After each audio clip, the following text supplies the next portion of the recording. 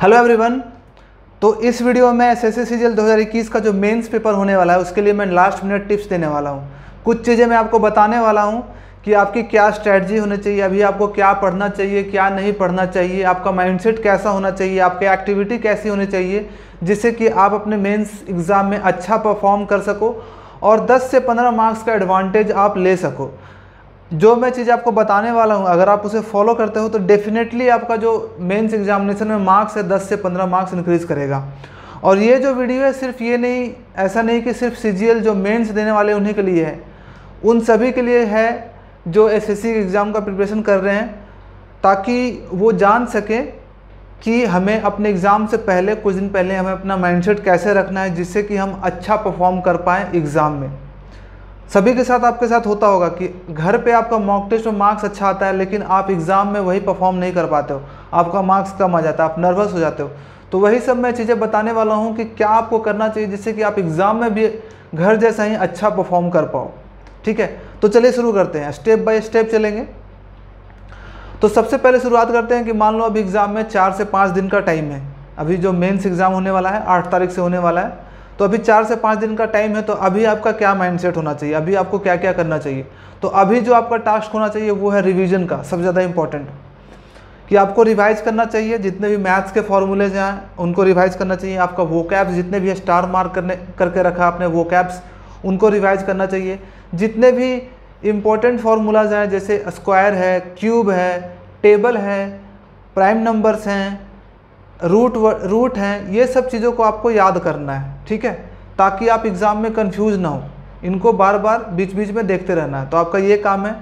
Plus साथ में आपको क्या रिवाइज करना है, आप जब मॉक टेस्ट लगाते हो तो उसका एक कॉपी बनाते हो। मॉक टेस्ट में जो क्वेश्चन नहीं बनते उनको कॉपी में लिख लेते हो, तो उन सब क्वेश्चंस को भी रिवाइज करते जाना है, क्योंकि ये बहुत ज़्यादा प्रोबेबिलिटी होती है कि उन्हीं में से क्वेश्चन रिपीट होता है। एसएससी में ये होता है कि बहुत सारे क्वेश्चन प्रीवियस ईयर पेपर्स के ही रिपीट होते हैं, तो आपको ये ध्यान रखना है।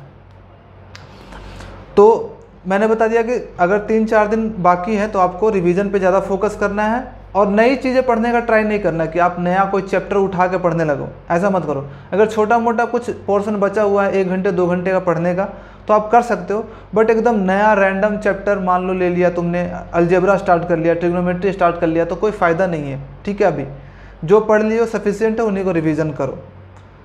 ठीक है, तो ये आपको काम करना है 3-4 दिन पहले से। अब जब एग्ज़ाम का एक दिन पहले यानी कल एग्ज़ाम है तो आज आपका क्या माइंडसेट होना चाहिए।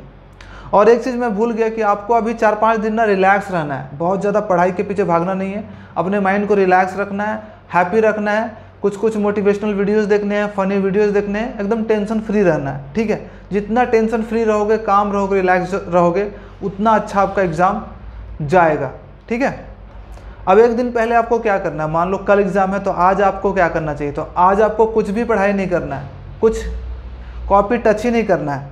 आज आपका जो काम होना चाहिए कि आपको अपना एडमिट कार्ड डाउनलोड कर लेना चाहिए, उनका प्रिंट आउट कर लेना चाहिए, आपका जो आईडी है वो सब तैयार कर लेना चाहिए, आपका फ़ोटो वगैरह जो भी चीज़ें आपको रेडी कर लेना है अच्छे से।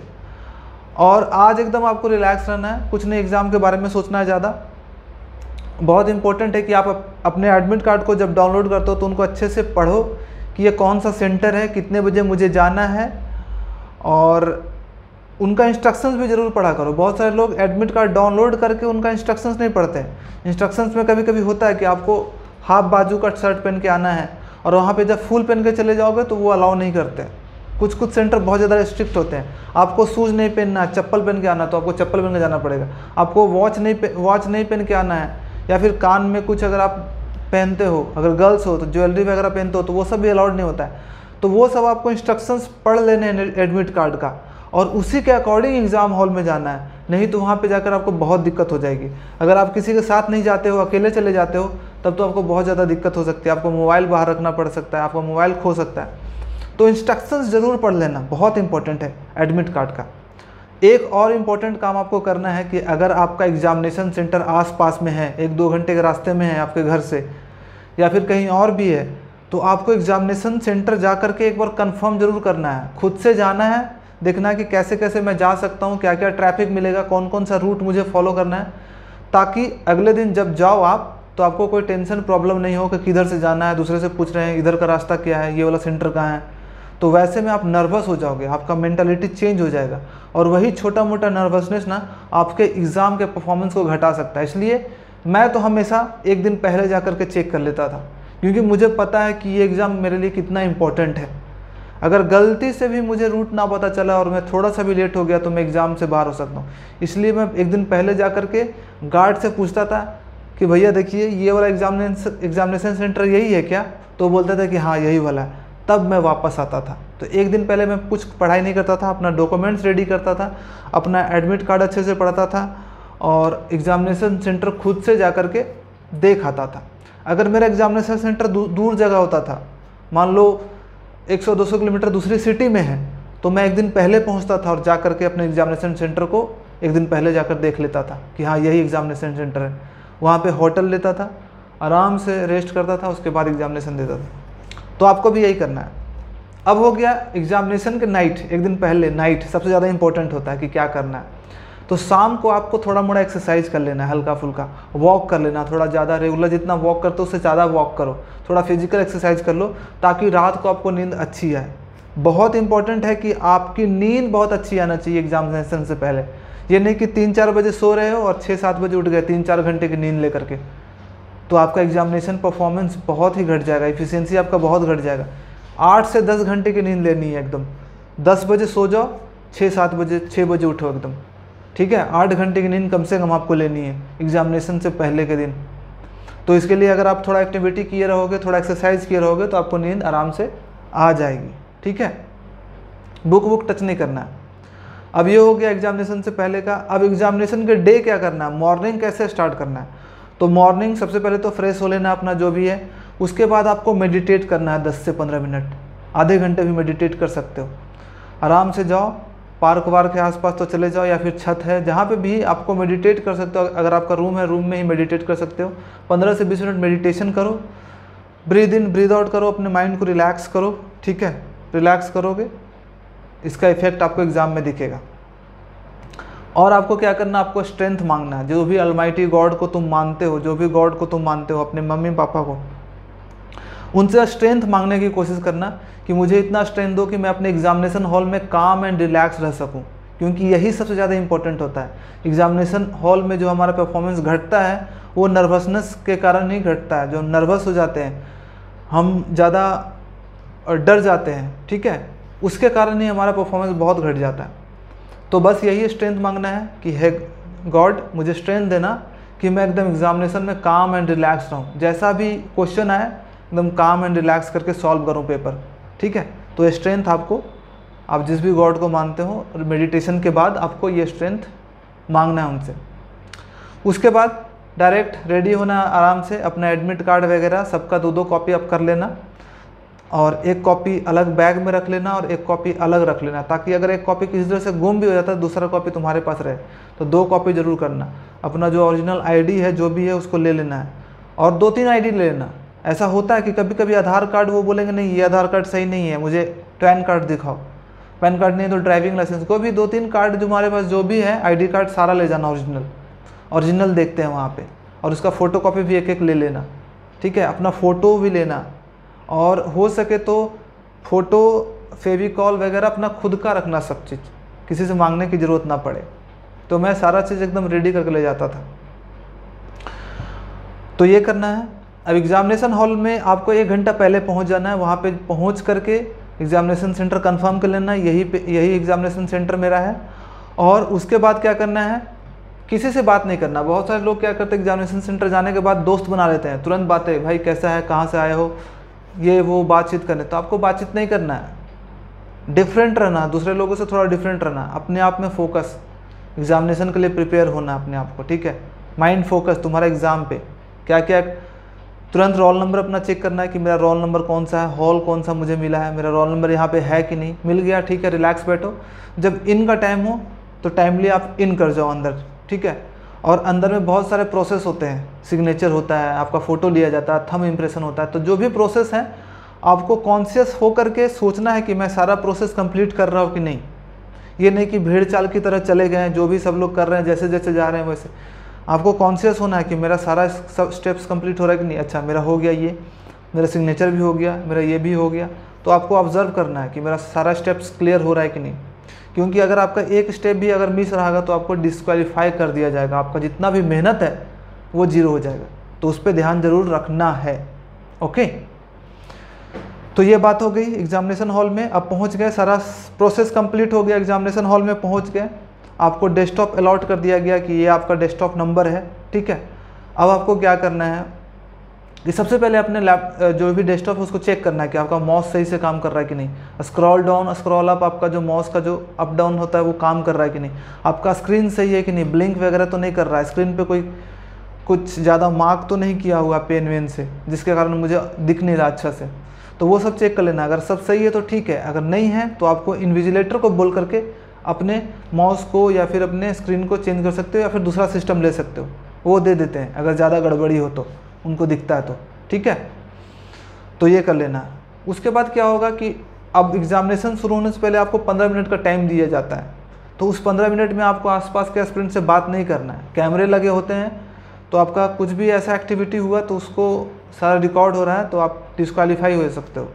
तो आपको कुछ नहीं करना, अपने में फोकस रहना है। अगर पानी वानी पीना हो तो पानी वानी पी लिया करो, वॉशरूम वगैरह यूज़ करना हो तो कर लिया करो, और आराम से माइंडसेट बनाना है कि अब एग्जामिनेशन हॉल के एग्ज़ाम के बाद ही डायरेक्ट कुछ भी करना है। ठीक है,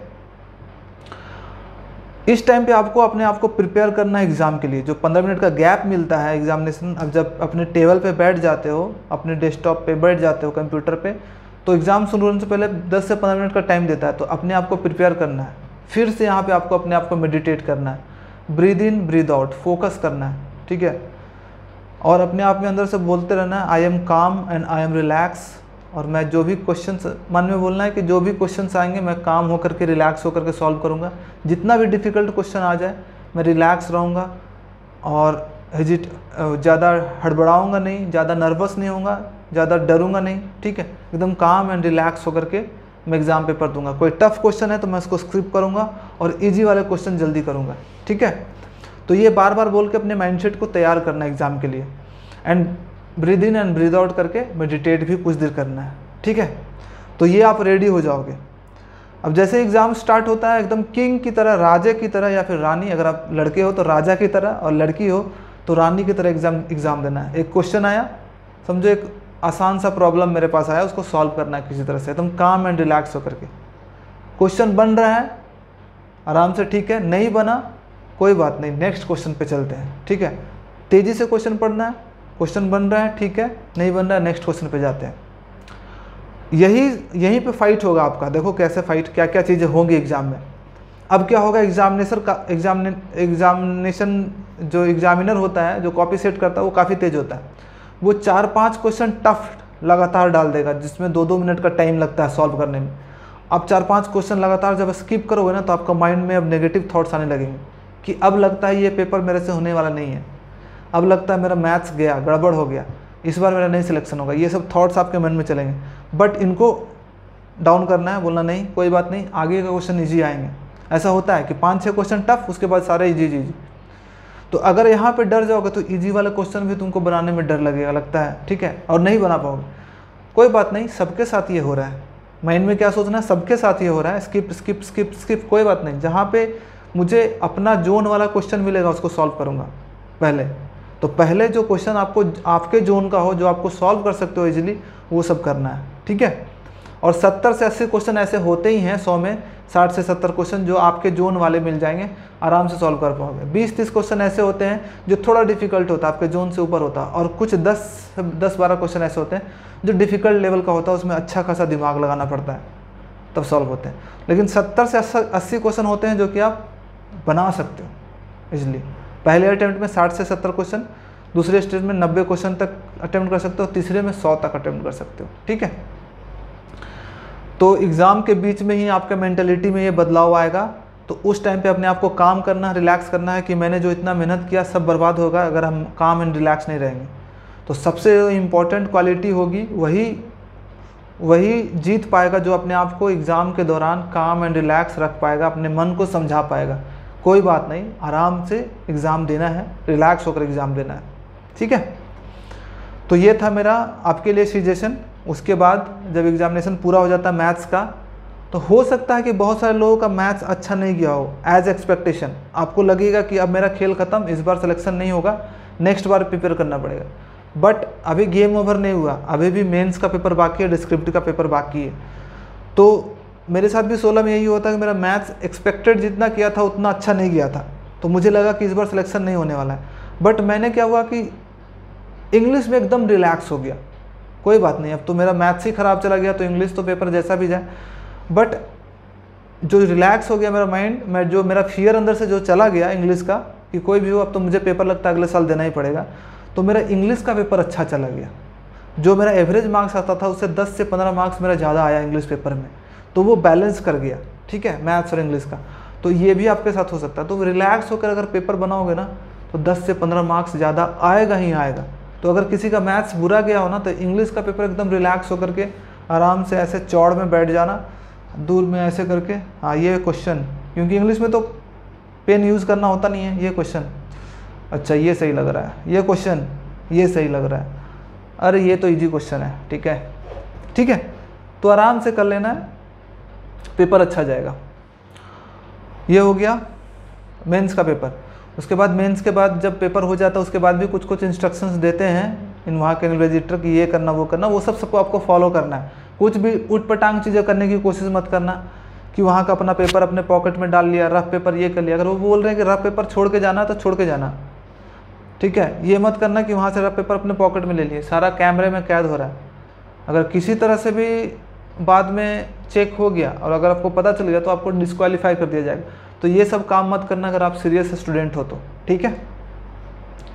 आराम से पेपर हैप्पीली निकलना है बाहर और कुछ नहीं। उसके बाद कुछ दिन के बाद डिस्क्रिप्टिव होता है, डिस्क्रिप्टिव के लिए लग जाना है। और किसी किसी का पेपर स्टैटिकल का भी पेपर होता है, स्टैटिस्टिक्स का पेपर, उसके लिए थोड़ा सा मेहनत कर देना है। नहीं तो जिसका टियर 3 का पेपर हो डिस्क्रिप्टिव का, उसके लिए जाके लग जाना है। तो यही सजेशन था मेरे लिए कुछ कि आपको क्या करना है। ये सब चीज़ें आप फॉलो करो और डेफिनेटली आपको फ़ायदा होने वाला है। जो पहला जो पेपर दिया था मैंने 2016 का मेंस का, उसमें तो मैं थोड़ा सा नर्वस था, बट 17 का पेपर में एकदम रिलैक्स था। 16 का पेपर में मेरा जो मेंस में मार्क्स आया था 295 300 के आसपास आया था। 400 में 300 मार्क्स, 200 पेपर था, 300 मेरे मार्क्स आए थे, ठीक है।